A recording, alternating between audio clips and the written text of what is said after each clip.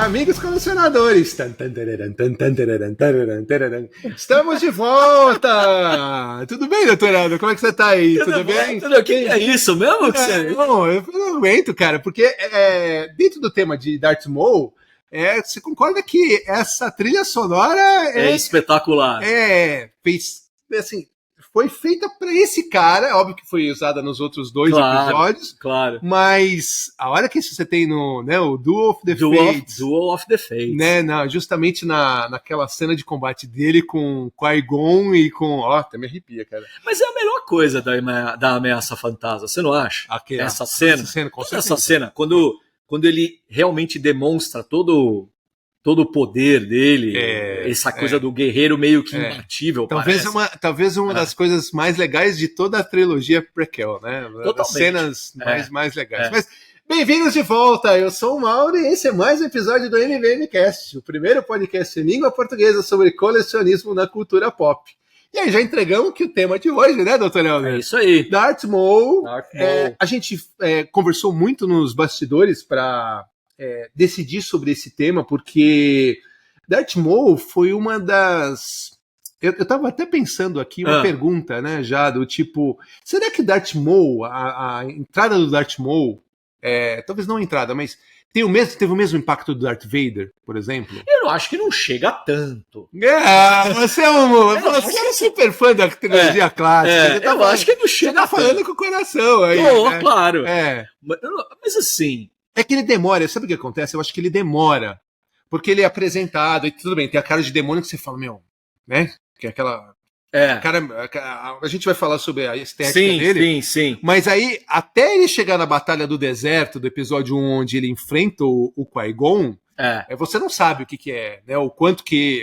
Se ele é bom, se ele não é bom, se ele... é um B10 mesmo, assim como... Você sabe que ele é ameaçador, pelo menos ele transparece isso. Sim.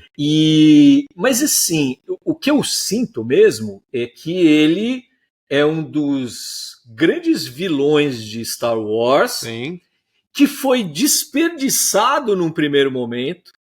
Então, a impressão que eu tenho é que o George Lucas, de fato, ele se arrependeu de ter supostamente matado o Darth Maul no final da Ameaça Fantasma. Ou não, sabe? Na verdade, é até por isso que a gente está fazendo esse episódio, porque esse cara, ele fez tanto sucesso, né? Foi uma aposta, sabe aquilo, atirei numa coisa, mas acertei outra que era muito mais, porque foi o grande vilão do episódio 1. Sim. Mas que a gente ficava muito mais curioso, não sei, pelo menos da minha parte, quando eu fui ver o filme, de ver o Darth Sidious né, como é que ele vai tomar o poder. Então ele ficava meio ofuscando. E era fundamental no episódio 1, na nova trilogia, já que o George Lucas tinha a intenção, declarada por ele mesmo, de contar como surgiu o Darth Vader, certo? Então, como é que foi a jornada dele até ele se transformar? Claro. E como a gente voltou muito no tempo e a gente ficou sabendo de saída que a gente ia conhecer, né, o Anakin Skywalker criança, o Obi-Wan Kenobi, o mestre dele, que ainda era, né, um aprendiz, era fundamental estabelecer isso que você está falando, como o Palpatine, politicamente, ele botou em prática o plano dele de domínio da galáxia, mas, ao mesmo tempo, se a gente estava trazendo os Jedi e os Sith de volta, era fundamental ter uma figura que pudesse ser não apenas uma ameaça, intelectual, né? Um gênio, né? Um gênio do mal, colocando lá as peças do seu xadrez em andamento, mas uma força física que pudesse antagonizar com os Jedi. Ele precisava ter um braço militar forte, vou botar militar no sentido da força, como você está falando. para sobrepor o que se representava a Ordem da Galáxia, ou que representava, na verdade, a polícia, né? Da Galáxia, que eram os Jedi, né? Que era o Conselho Jedi. É isso aí. Então eu acho que esse ganho para a franquia Star Wars ele foi imediato com o Darth Maul. Até porque, mano, no universo expandido, hoje que se chama de Legends, depois, né, as animações, ou os livros principalmente, ou os quadrinhos que tratam da Antiga República, que falam da origem do Sith e tal, você tem uma base talvez maior de entender como, né, os Sith, eles sempre, né, nos subterrâneos, sempre às escondidas, sempre às sombras, eles tentavam de alguma forma impor o domínio, claro. Né, o domínio da galáxia. Claro.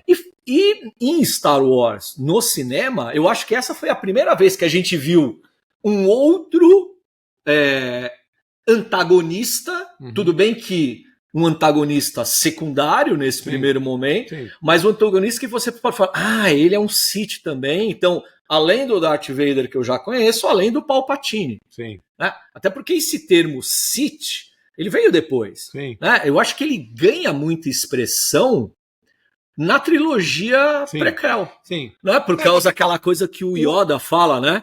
Da regra de 2. Aí você começa a entender um pouco mais sobre o que são, né, os porque você não... Antes da gente entrar nesse ponto, deixa eu tomar meu recado, mas só para terminar o seu anime de raciocínio, no clássico você tinha o lado negro e o light side, o lado da luz, só. Era basicamente você não tinha essa história do Sith, dar nome para quem era voltado pro lado negro. Exatamente. E aí isso entrou na... não tinha mesmo. Eu não me recordo de ter a palavra Sith.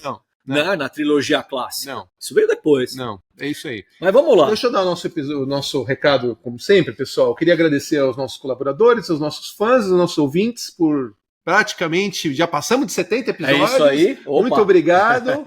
Continuem curtindo os nossos episódios no YouTube. Se inscrevam no nosso canal para receber as notificações.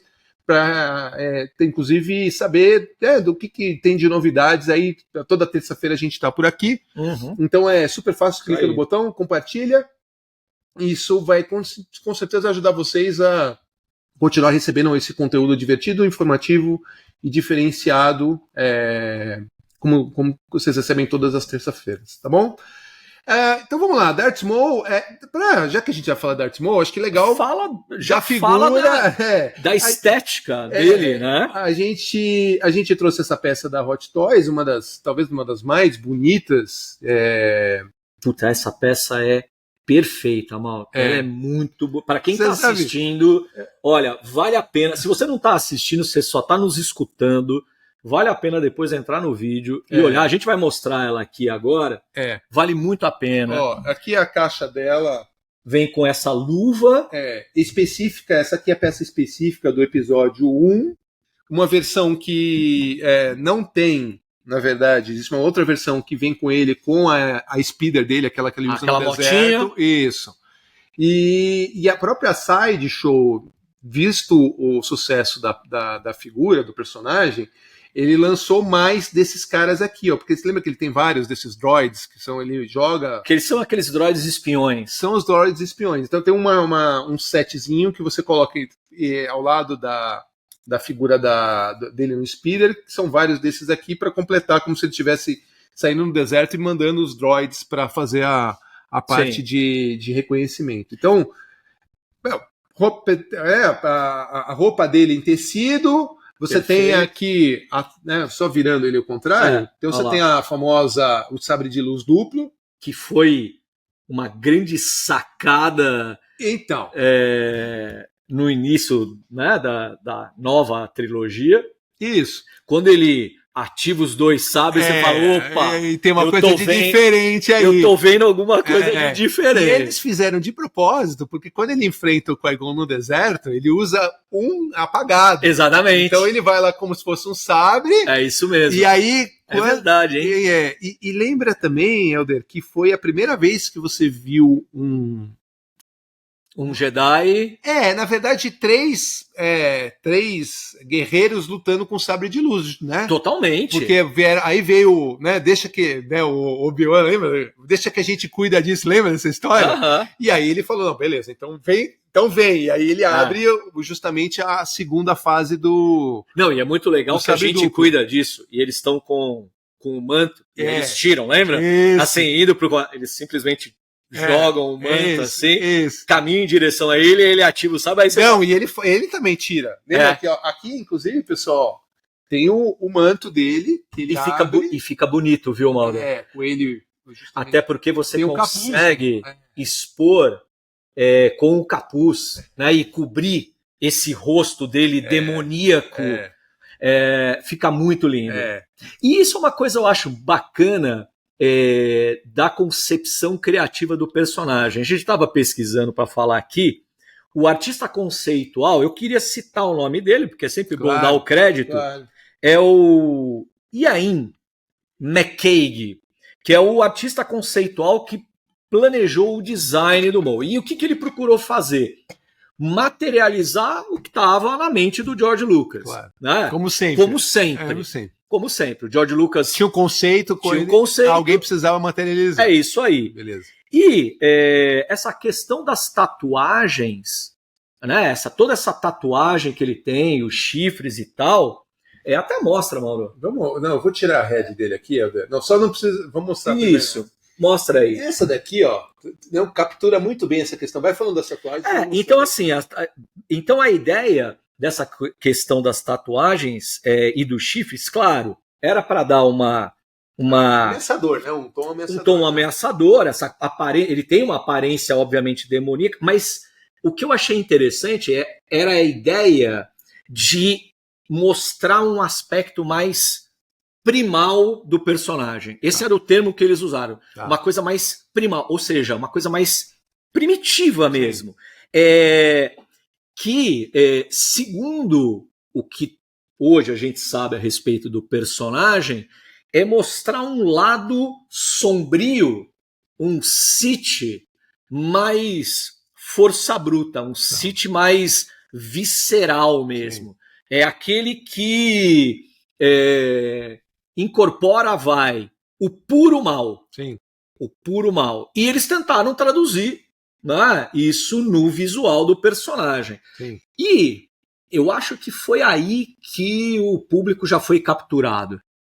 Né? Porque acho que são essas várias coisas, né? Esse sabre duplo, essa aparência, né? Porque, assim, ele fisicamente... Você sabe que tem gente que é fã de... Impressionante. Não, é o colecionador que só tem Sith, né? É mesmo? Você conhece? Tem. E tem, só por exemplo, na hora que escolhe para ter um sabre de luz, é um sabre de luz vermelho. Independente se é do Darth Vader, se é do Kylo Ren, não é tanto, tá bom?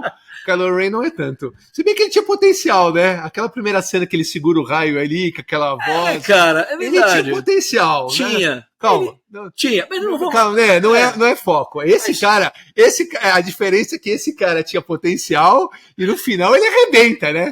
Essa é de grande diferença. E é engraçado isso mesmo, né? Porque esse cara ameaçador, com essa aparência, ele se mostra exímio em combate. Sim. Né? Sim. E aquela introdução da luta dele com o Qui-Gon Jinn no deserto é exatamente para falar que esse cara ele vai ser ele rivaliza com o Jedi Master. Com o Jedi Master, exatamente. É isso. Né? Tanto que o Qui-Gon, quando ele entra na nave, ele tá bufando, né? Ele tá bufando.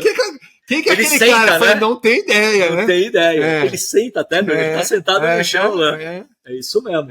Ó, e vem essa daqui, que ainda enfatiza, tirar um pouquinho. Deixa eu botar a outra do lado. Né? Que ainda enfatiza mais essa questão tribal, primal. Olha a perfeição. Eu acho isso essa cabeça com a feição mais séria, Helder, pra mim é a representação dele do episódio 1. Não sei se você concorda. Essa daí, óbvio que eles colocaram, também faz parte do 7, tá, pessoal? Claro. Mas ela lembra muito mais, para mim, a questão do que acontece com ele depois que ele é morto no final do episódio, ele volta, sim, que representa ele com o espírito da vingança. Já mais, menos... Sei lá, cara, eu acho que ele perde um pouco o controle, aquele controle emocional que ele tem. Aqui, ó. Totalmente, né? Ó. Troquei só. Aqui, ele é o Darth Maul, final do filme. Vou mostrar ele mais perto agora. Para as pessoas poderem apreciar. É muito legal, essa Red também é maravilhosa. E olha o acabamento da figura. E aí você tem, inclusive, a gente não comentou, mas existe um outro braço que você troca com esse daqui, e aí ele acende via LED. Via LED, é verdade, vem na figura. Vem na figura. Pode usar, inclusive tem um segundo sabre para você usar ele como se fosse um sabre simples. Sabre simples também.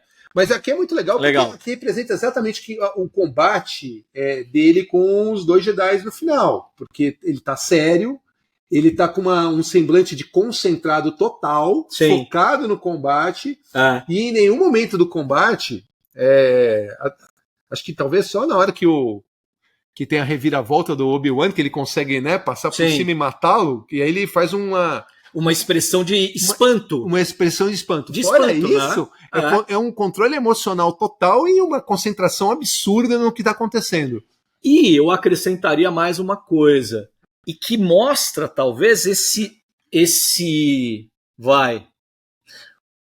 é um elemento dominante da psique do personagem que aparece no primeiro filme. Sim. Que é essa coisa dele ter sido treinado pelo Darth Sidious. Então, a primeira vez que ele aparece ao lado do Sidious, né, e quando ele é introduzido, né, que agora, ele até tem uma frase que ele fala, agora nós vamos nos vingar dos Jedi, alguma coisa assim. Sim. Eles não são pares para você, né? Alguma tá coisa preparado. Você tá muito... E é esse aspecto, Mauro, que eu acho bastante interessante do personagem, nesse ponto que você está tocando, desse semblante dele meio impassível. Sim. Porque ele transparece que, de fato, ele foi moldado pelo Darth Sidious para atuar no lado sombrio, mas, assim, ele não demonstra autonomia. Sabe assim? Ele é um servo... Ele é um servo. Obediente. Ele é um servo mesmo. Feito para servir, né? A impressão que me passa é essa, sabe? Que ele não tem muita autonomia, muita escolha. Ele foi moldado para aquele propósito e para servir ao mestre. Até porque ele age sozinho. Totalmente. Ele não tem um grupo, por exemplo, ele não é um... Eu não vou falar do Kylo Ren de novo. Desculpa, pessoal. Que o Kylo Ren, ele tem... O Darth Vader tem a questão da liderança. O próprio Kylo Ren, entre aspas, tem uma questão de liderança, embora seja muito mais no grito do que no respeito ou no temor, como é o caso do Darth Vader. Mas ele não, ele age sozinho. Ele age sozinho. Até porque é aí que você entende, ou pelo menos é lançada aquela ideia de que os Sith, eles agem pelas sombras e eles sempre andam em 2. Eles sempre andam em 2. O aprendiz e o master. O aprendiz. E quando eles matam, lembra? Eles falam, mas eu não sei se esse aí é o master ou se ele é o aprendiz. Exatamente. Exatamente isso. Então é muito interessante que a gente sempre gosta de trazer essa perspectiva psicológica do personagem. Análise de como é. Uma análise da psique do personagem, que tem a ver com a essência dele. Né? Claro. Então a gente você inclusive começa a admirar ou a gostar, ou a fazer, inclusive, com que pessoas comprem colecionáveis dele, não só pela aparência, né? Porque, por exemplo, meu filho, ele, engraçado, né? Essa peça eu mostrei para ele, e na verdade, eu tava montando ele para fazer uma revisão, né? Olhar direitinho. Sim. E foi a única peça que meu filho olhou e falou, pai, esse você não vai vender. Esse você não vai vender na loja. A aparência dele é demoníaca. Mas a aparência chama atenção, a questão do sabre duplo chama atenção, mas essa psique que a gente tanto fala contribui muito para você construir todo o personagem e a admiração por ele. É verdade, e o potencial dele enquanto personagem só é explorado depois, porque assim, Nesse primeiro momento, ele é uma figura meio que aprisionada nesse papel de que, eu sou um servo do Lord Sith. E a complexidade dele, essa questão da busca pela vingança, o espírito da vingança, ele ser movido pelo ódio, pela raiva, pelo ressentimento, ele se transforma em relação a isso, vem depois. Vem depois, né? Porque ele morre. Porra, ele morre. Você fala assim, caramba, meu, puta personagem bacana, que visual irado, e o cara morre. Mas nada me tira da cabeça de que ele fez tanto sucesso que aí isso fez com que o George Lucas mudasse de ideia. Mudasse de ideia e falou, vou trazer ele de volta. Eu acho. E aí, aí eu acho que ele se arrependeu. Eu acho que ele se arrependeu porque eu fico imaginando assim, o quanto que trazer esse personagem de volta poderia contribuir também para o nosso entendimento ainda maior do lado sombrio, do lado negro. Né? Essa questão da obsessão pelo poder, esse ressentimento que ele tem quando ele volta, né, na série animada, ele volta em Clone Wars, com as pernas robóticas. Pô, ele sobreviveu com... Claro que o roteiro sempre dá um jeito de justificar o porquê que o cara sobreviveu, né? Falam que ele sobreviveu pelo uso da força. Ele foi resgatado, ele foi encontrado pelo irmão. Essa parte aí, você sabe o que eu fico pensando nessa parte? Eu lembro tanto... Aí eu lembro da Marvel, né? Marvel, da DC... Os reborns da vida. Total. Talvez também foi a única reborn que eu vejo de fazer em Star Wars, mas. É verdade. Né? Vou voltar ele. Volta ele. Volta porque é um personagem muito bom pra gente desperdiçar. Eu vou bater na madeira de novo, né? Tem a volta do Imperador no episódio 9. Não, mas aí. O cara foi carbonizado e ele volta, né? Num outro corpo. Volta, CS. Falei besteira, pessoal. Falei besteira. Segue o jogo, vai. Não, e aquela conveniência. Mas agora eu preciso falar isso também, porque eu sinto ódio disso. Né? O meu lado sombrio manifestando. Quando no episódio 9, para justificar a volta do Imperador, o texto de abertura simplesmente coloca assim: ele voltou. Ele voltou e aceite. Aceite. Né? Mas enfim, essa é uma outra história. Mas olha só.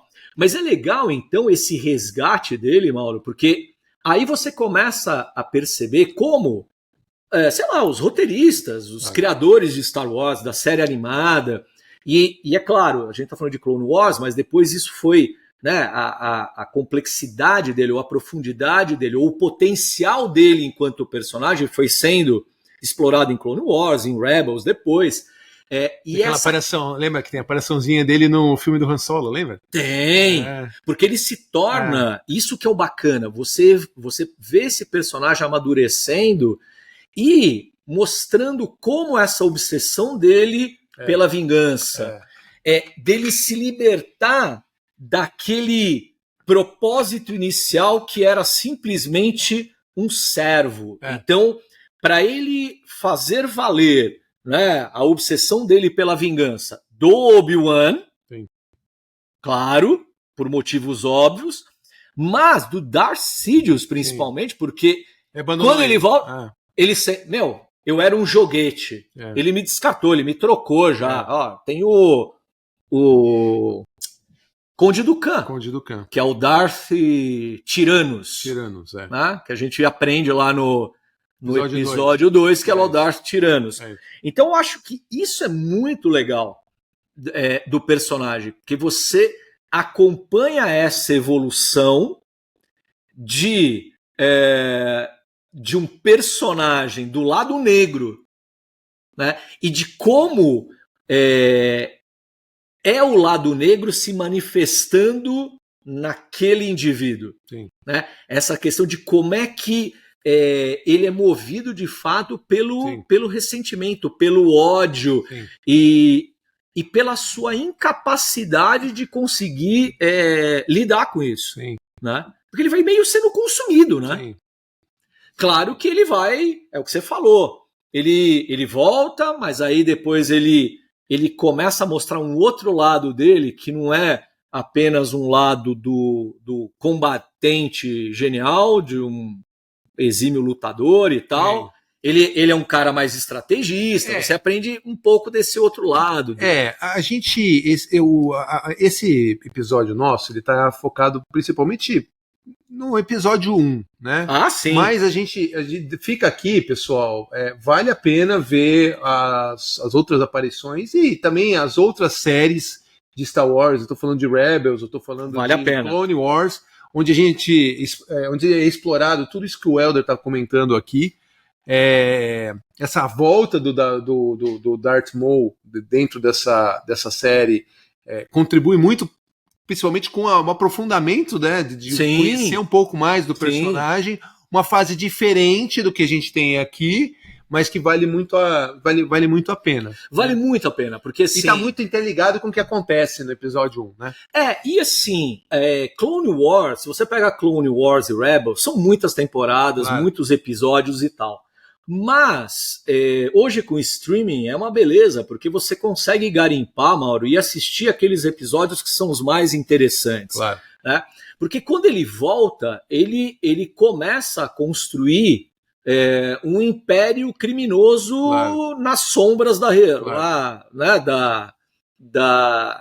da República e depois, obviamente, do Império que surge. Sim. E ele deixa de agir sozinho nesse ponto, pensando num propósito maior, que seria se vingar Obi-Wan e o Imperador, como você mesmo falou, né? Os Sidious, na verdade.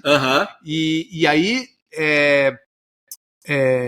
tem toda essa questão da raiva, né? De usar a raiva para alimentar essa motivação que ele... E isso é muito legal, porque... dessa realização que ele quer fazer. E eu acho que esse é um aspecto genial do personagem, porque a gente sempre ouviu em Star Wars o discurso que a raiva, o sofrimento... Isso levam o lado negro. E você mergulha com ele no lado negro. Sim. Né? Você acompanha junto a esse... Como... exatamente a raiva, o ódio, o ressentimento. O sofrimento. Porque... Frustração, sem dúvida. Ele é um personagem completamente frustrado.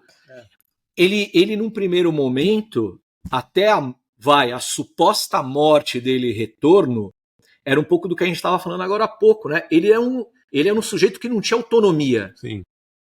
E aí ele se vê... Ele perde a função... que a coisa mais importante dele, né? Que era servir o imperador e ele é descartado e aí ele fala, e agora? Entendeu? E aí isso gera a frustração dele, a mais raiva e mais motivação para ele buscar a vingança. E o que eu acho bacana disso também, né?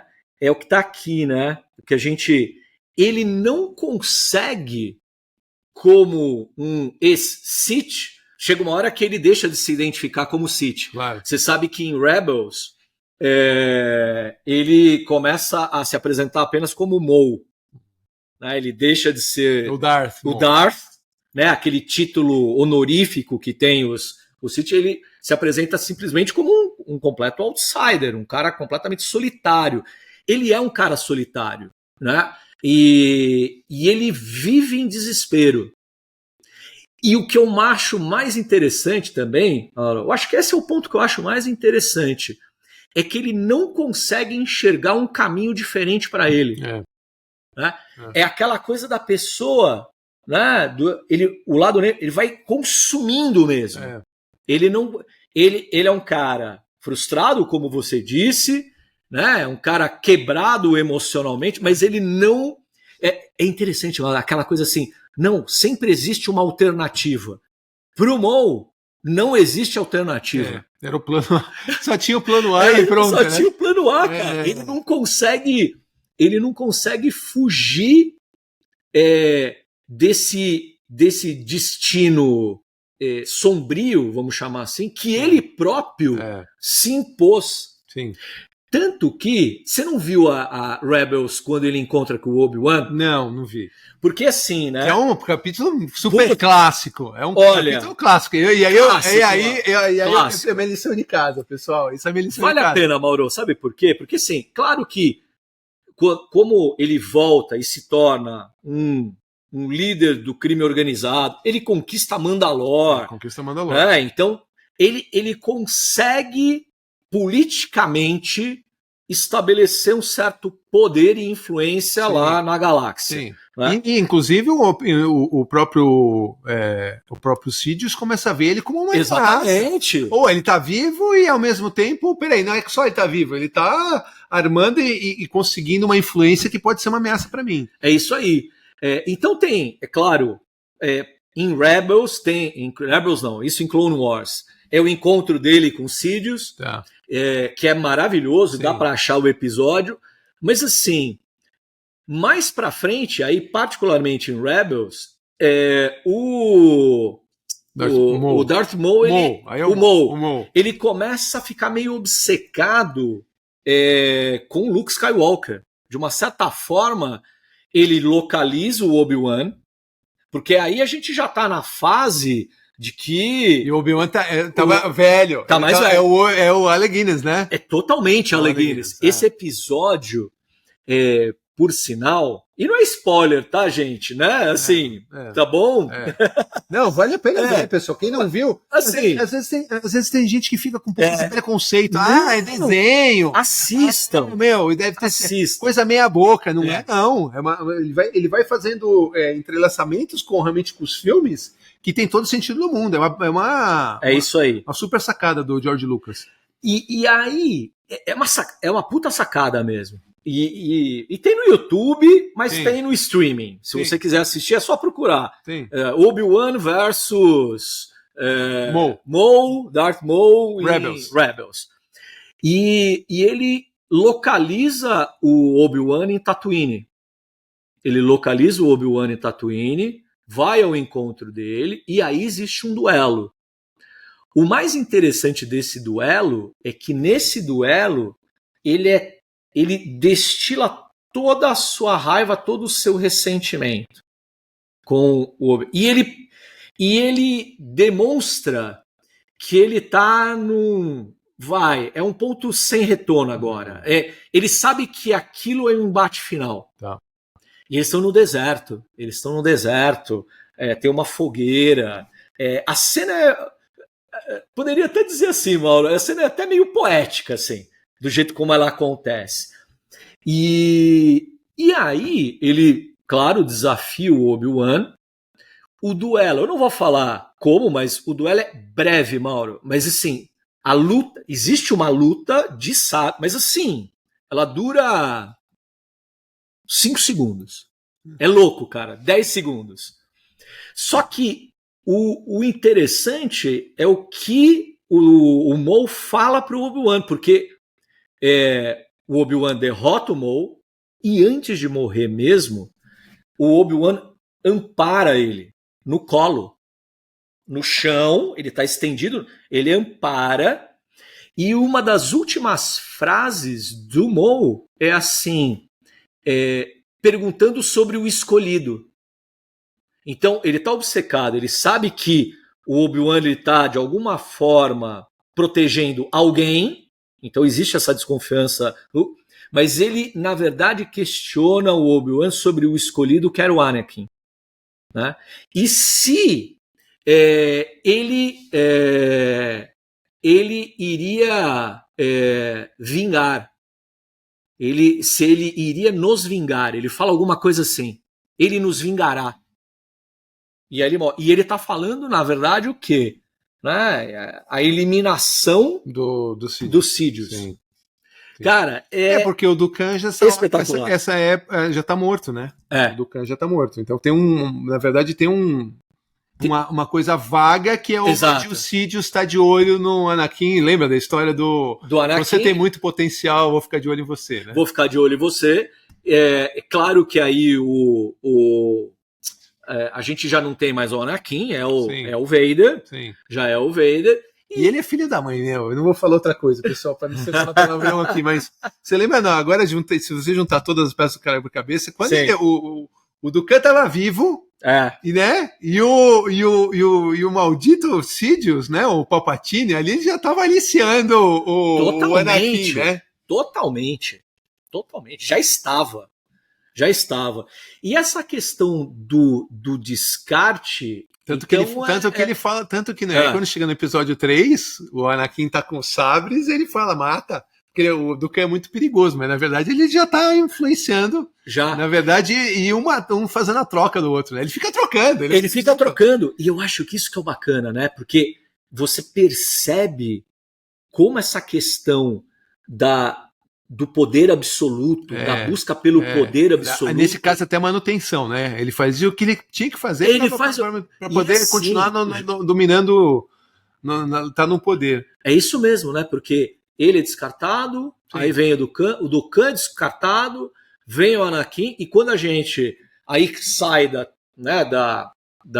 ameaça fantasma, passa pelas e chega na trilogia clássica, você percebe a mesma coisa do imperador, o discurso do imperador com o Luke. Sim. Né? Fala assim, não, toma vem seu aqui, pai, toma seu pai. Toma o lugar do seu pai. Mate, toma o lugar do seu pai.